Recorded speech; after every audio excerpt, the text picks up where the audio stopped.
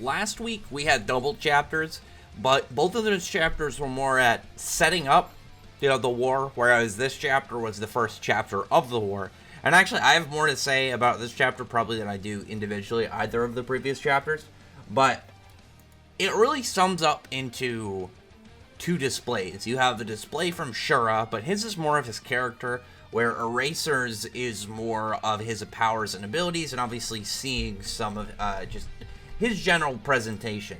And I thought that was really cool. Like on the big spread of the, not a big spread, I mean like cover page, where like rather where everyone's all like chibi and stuff, where Xiao Mei is just telling us about the current situation. We see all the characters in their respective areas. Don't know where Elsie and Ziggy are, obviously. We have Shiki and Kuru over on Sandra.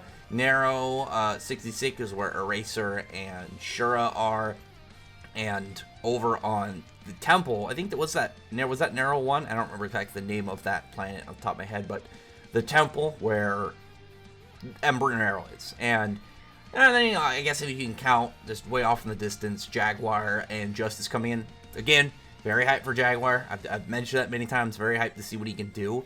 But in this chapter, there were three things primarily that I wanted to talk about. Like, I read the chapter, and I was thinking about it progressively throughout the day, up until this point of actually getting the review going. And there were three specific takeaways that were in the chapter. So I'll talk about those. But first, let me just kind of, give a summary of essentially what happened. Like, we have the two fleets of groups. You have Eraser's group, because he's got like 250 ships, and then Shura's fleet, he's got 3,200 ships. Obviously, a big number gap of like more than 10 times. But when you have characters, have crazy powers, it's going to come down to pretty much who has the better like OP hacks abilities and who just got the better like elite fighters. Because the ships can do, they can only do so much. But when it comes to like characters like what we see in Erasers doing this chapter, when you have somebody who's got just like general crazier powers on top of everything else, it's it's going to be a big plus. I'd be wondering like how else he could utilize it, just because like remember Drac and Joe had those weapons on his ships that could harness aspects of his ether gear, so he could alchemically alter things with the weapons. So I'm wondering if there's more ways to do that. Like, was the Eden Zero like has those type of weaponry, you put your ether gear through it. So that's one of those things too, where the person in the ship is gonna have like a lot of input on things are going, whereas like all these other ships are just shooting lasers and doing like the general firefight of spaceships in battle. I'm very curious to know like though how big the planet is, because you can see some of the ships around it, and I mentioned before like the Eden Zero planets have been very like they've varied in size wildly.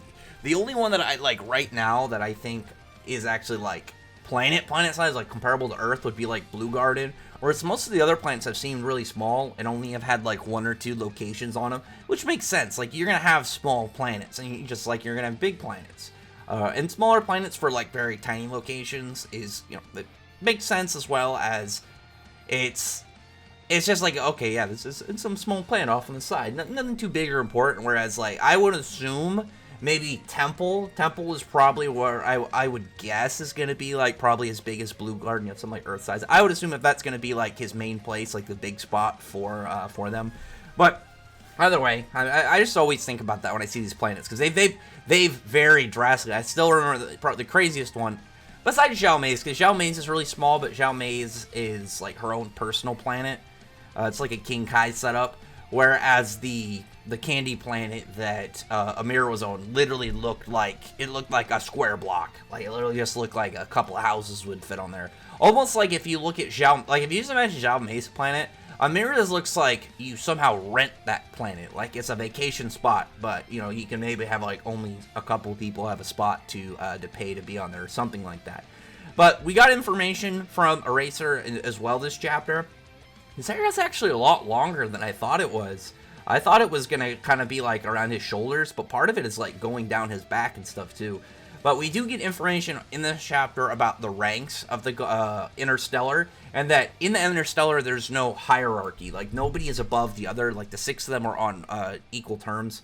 I'm actually surprised by that. I figured Jaguar was going to be the head, but it makes me wonder if there is somebody ranked above them, or if the Interstellar is just kind of like the top union of their whole federation, which I guess would make sense too, to have 6 kind of equal ranks. But you'd think there'd be one person at the very top, but that can lead to a lot of a lot of complicated things. If say like you have all these other characters with differing opinions, but I mean at the same time, if you have say there should be probably a tiebreaker person if you got into a situation where like half of the Interstellar were on one side and half were on the other side. I don't know. I mean, again, we don't know entirely the full scope of their ranks and their hierarchy and whatnot. We only know so much. Like here in this chapter, we found out that they don't have to answer to each other. As well as there was a comment, probably the first thing that I want to talk about that I had a really big interest in this chapter. Like, out of the total events in the chapter, again, 3 specific things. This is the first one, when Eraser's talking to them, and Justice is like, oh, you're fighting against the Aoi Empire, the biggest organization in the United States Galacta, which makes me, again, still wonder if Nero himself is actually that powerful, because while Eraser's talking, he's like, I'm not fighting Nero himself, it's just this punk kid. I'm still wondering if Nero himself is powerful, or if his might comes from, he's got the Emperor Dice, where it lets him seemingly, like, they'll help him determine events to come. He'll just know that this is direct choice. Some form of almost, like, not like fate manipulation, but more of, like, fate foretelling, or, something kind of like just general future sight. You essentially, like, cause that would be the biggest thing for somebody of his position. Like, he could have his own crazy power, but if you know certain areas and different tactical maneuvers with a fleet as big as yours, with the resources and military might as big as he has, all he has to do is just pretty much sit back, because you're a strategical guy with all the answers pretty much being given to you by these dice and stuff, and everybody's going to listen to you because you're the boss, you're the emperor. But what Eraser's after, he says, besides, he's not the scariest member of the Galactica. Now, that was the first thing that caught my attention massively. Because we know all of the Interstellar, we don't know all the Galactica, and we've only really seen 4 of the, of the 12 of their sides displayed. We've seen Elsie and Justice, we've seen Eraser, and we've seen Drac and Joe. We don't even know the names of all the Galactica yet. We have Drac and Joe, we have Elsie, we have, we have Nero. We're still missing 3. And the fact he says that, he's not the scariest member, that probably is going to be whatever the whole persona and kind of like catch on that character is going to be, because so far Elsie's is, like, I would assume from what she's shown, she's very free roaming. The big thing about her and her threat and her level of danger as this very powerful character is as criminal powerful character on top of that, obviously, but she is just doing whatever she wants. She doesn't stick to one location, she's always on the move. Whereas Drac and Joe knows a lot of people. He's got a lot of connections. You don't know what information he has, and you don't know who works for him. As well as Nero. Nero has, a huge empire and seemingly dice that will help him know the right things to do and right calls to make. Almost, again, some like a level of like future sight. Almost like it's like a high level precognition. I want to say future sight, but at the same time, it's not like he's seeing the future. It's almost like he's just being told that, like, certain aspects, like if the dice said send your guys here, and it was like a spot that the enemy was going to try and flank him or something, and he would have be already set up on that. But it's more of like that. It's just like a cheat direction setup kind of thing. But I'm guessing this guy, that Eraser, whoever he's referring to, their thing is they're going to be like maybe the most aggressive of the Galactica. Maybe he's just the most brutal and vicious. I just would assume, based off that, it'd be really weird if he was talking about Elsie or Drac and Joe, especially with Drac and Joe, defeated and apprehended. I don't think it would really make a lot of sense unless somehow Drac and Joe tied into his backstory. But I don't know. I feel like it'd be really weird to have him reference that without just saying Drac and Joe, because we already know Drac and Joe. His arc already, came and went.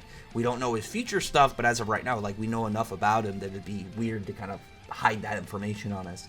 But after that point, we have, like, they're setting up for the battle, the spaceship battle, and that's when Eraser says that he's gonna pretty much go take care of himself. He says he's gonna go erase them. And then we pan over to Shura, and Shura's in, like, the control room where all of, his military leaders are at. Well, at least the controlling folks, like all the people behind the computers, all the information and communication dudes. But while they're all getting set up. Either they're just like all fire, having their big shots at each other, taking out ships, just random ships blowing each other up. Like, again, the spaceships have their own uses, but at the same time, outside of something like special units or the whole like ether gear weapons that we've seen, I wouldn't imagine the ships to really end up doing that much. Even like that special like Kraken with the Kraken class cruiser that Shura had put out there was literally like, it was just a big ship that shot multiple lasers. Like, it was powerful, but it only could do, again, so much. I wouldn't imagine that it would have anything kind of crazier. Otherwise, just send those out in the first place. But, like, you see, like, all this destruction, and Shura's just watching on the monitor, and he seems pretty entertained by it. He's, like, laughing and whatnot. And there's, there's a sort of a fourth thing, I'd say more like an extra, is what I'm thinking is what turned Shura like this, because we saw a little bit of a flashback when he was a kid, hanging out with Ziggy and stuff, and he seemed pretty normal. But I'm starting, like, one of the things when it comes to the characters, there's always got to be the question of when you see like a very big gap in personality change of like what got them from this point to current and whatnot. It's kind of like when I talked about how when Jin and Laguna, got onto the Eden Zero, it's like, okay, they're currently present. Well, what exactly is going to happen that ties them to the cast to actually stay? We got Jin's backstory and whatnot. What exactly happened in Shura's backstory that kind of tied him into the current way he behaves here? And I personally think that it has to do with Nero, because Nero's whole thing that we saw, recently was that he doesn't view his people and the people in his empire as anything more than components of his empire. Like, the civilians, they're just pieces of, there's just people that he rules over. The military, they're people that he commands and lords over everything that is in his domain. He looks at it more as the totality of his empire, and individual pieces don't matter as long as the large scale whole of it is intact. So he clearly doesn't see people as people. He sees them as objects, again, components. And I'm assuming, at least as of right now, that is something that's influenced Shura's character, because Shura clearly does not have any regard for anybody around him. The only person that he seems to have any form, like, shred of care about is, was it her name? Iluna, whatever his secretary's name is. He seems to have a level of care for her, which is the second thing I'm going to talk about, but I'm going to get through this part about Shura, because, again, when you think about it, him growing up, eventually being the Emperor and seeing, like, from his, his adopted father, but still father, the components that, put him in his position as the Emperor, the idea that he's presented in how he rules his kingdom and everything, he would end up, even if it's not his direct intention, it would, drill into the subconscious of his mind of just, like, these people don't matter to a person of his stature, and we've seen him just kind of kill women around him, for almost no reason, and kill people around him for very little reason, regardless of, like, in this chapter, one of the dudes is, like, begging for mercy, and Shura doesn't care, because, again, for him, none of these people really matter at all. But the part about it is when he ends up having, this dude with, like, the square nose, he ends up commenting on the girl that's with him. Again, I forget her name, I think it's Ijuna, or, Ijuna or whatever. He's, like, saying, like, your consort shouldn't be here. And again, bad take. Bad idea for this guy.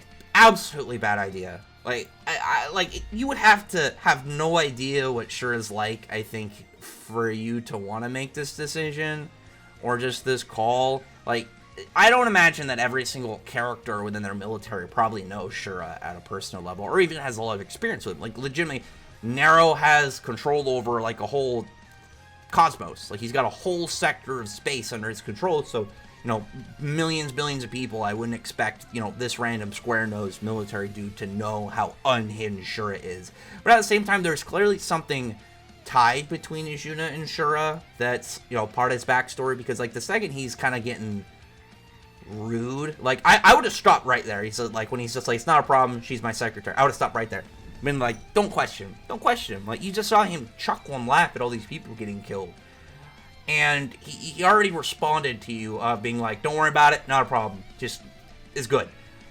don't press further. At that point, it's just like, listen and just do your thing.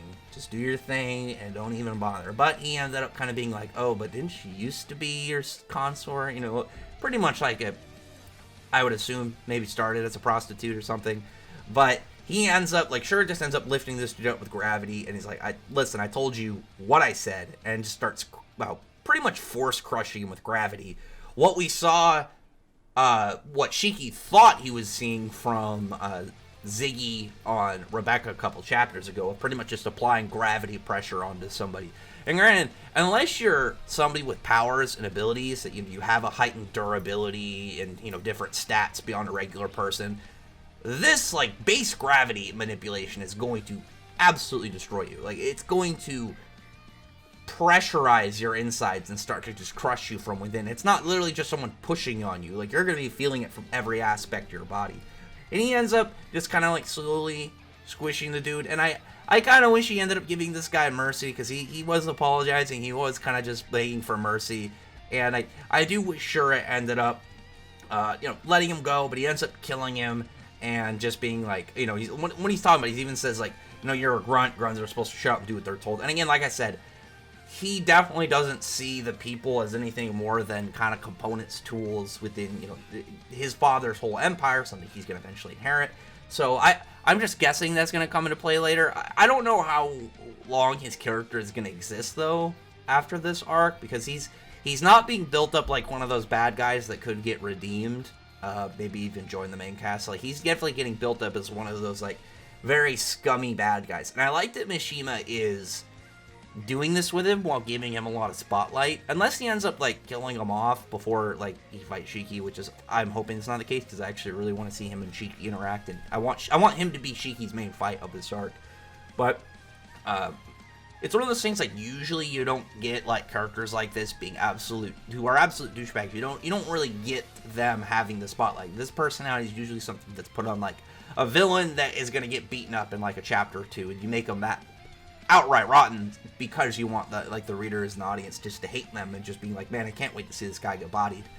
But here we're seeing him, you know, in this whole setup where he's actually getting spotlight. And I always enjoy it when we get, you know, characters like this that are what you would expect. Like I said, not someone to stick around very long. And here he's like the main focus. I think that's very cool. Like, it's kind of like when Sting was seemingly the front-runner antagonist for the Grand Magic Games, and he was just this cocky dude who just would not stop trying to flex and stop trying to act like he's above everyone else. Like, the whole time, you're just like, usually someone like you would be done within, like, 2 to 3 chapters, humbled by the main character, you know, in the display. But after that point, like, Shura, you know, tells him to send out, like, that big Kraken ship, and he ends up, they just listen.